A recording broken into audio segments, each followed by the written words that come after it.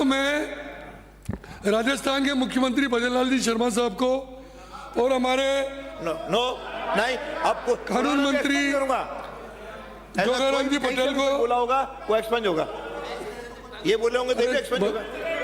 मैं अध्यक्ष महोदय ये कोई विषय क्या इसमें इनको धन्यवाद देता हूँ, रह जा धन्यवाद इस बात का देता हूँ कि आप जो ये तो गलत ऐसा नहीं होगा, कांग्रेस बराबर हो मेरे लिए। अध्यक्ष महोदय ये जो कांग्रेस डिस्टर्ब बिल आप लाए उसके लिए मैं इनको बहुत बहुत धन्यवाद देता हूँ।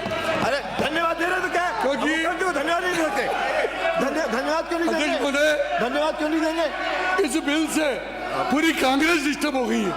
अध्यक्ष महोदय मुझे समझ में ही नहीं आ रहा है कि आपको पुरानी करना तो करो। रफीक साहब ये थोड़ी पुराने है। जितने मामले आपके इस देश में जोड़ रहा हूं, कर रहा हूं। 55 साल तक आपने राज किया है।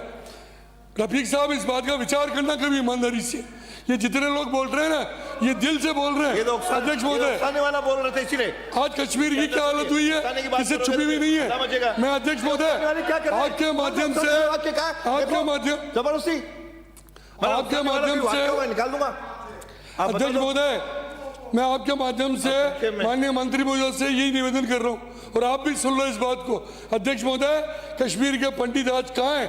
लाखों लोग घर छोड़ छोड़ के वहां से निकल गए। नहीं आप ये बात इसलिए कह रहा हूँ अध्यक्ष महोदय, ये बात मैं इसलिए कह रहा हूँ कितनी हमारी बहनों के साथ बलात्कार हुआ।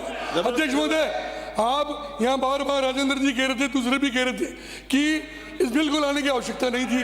क्यों आवश्यकता नहीं थी? आवश्यकता क्यों नहीं थी? आप कह रहे हो कोई कांड लो उसके बाद बिल लो।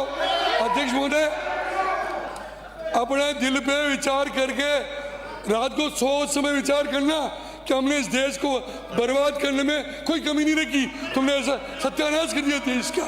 अध्यक्ष महोदय मैं इस बिल का समर्थन करता हूँ।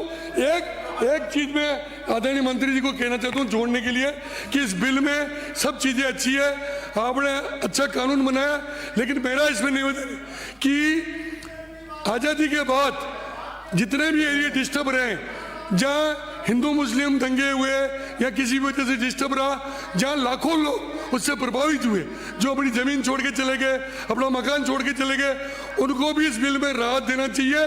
उनकी एप्लीकेशन लेके आने वाले समय उनको मुआवजा मिले, ये मैं निवेदन करना चाहता हूँ। धन्यवाद। Harish Chaudhary, point of information.